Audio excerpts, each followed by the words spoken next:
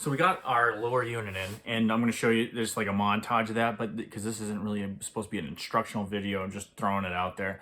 But you get an idea. And in that case, if you happen to come across this and you're wondering, like, what did I use to do that? Because there's a couple of tools you need. It's actually a pretty simple job. There's only one thing I had to go to the store to get, and I just didn't have the size. So I'm just going to give you a list of things, and then that way, you know, if you browse through, you can kind of see what you're getting into. Of course, I'm not going to go into the water pump stuff. That's pretty simple in itself as well. But for lowering the lower unit, I had, you know, what you want is a breaker bar or a 1/2-inch drive ratchet. Really, those things help. With you need a 19 millimeter socket, a 13 millimeter, and then this thing here. I'm going to show you. This is what I had to go to the store to get, which is actually a hex size 10, and other than that, it was just as simple as dropping it down.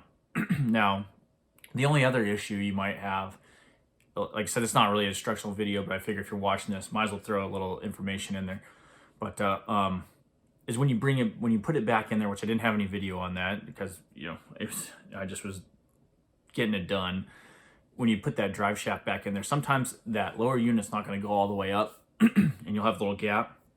And the reason being, you know, where the gear is just not in there right. All you got to do is I pulled the spark plug caps off, and I just, you know, just got the engine just to turn just a second, just like turn the key, boom, and let that engine turn just a little bit, and then it slipped right in there.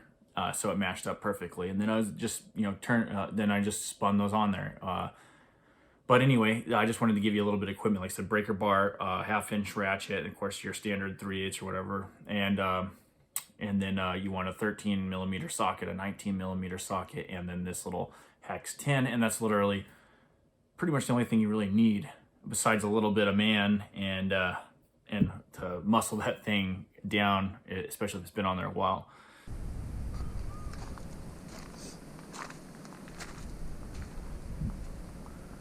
All right, we're gonna break into this lower unit. First time doing this. So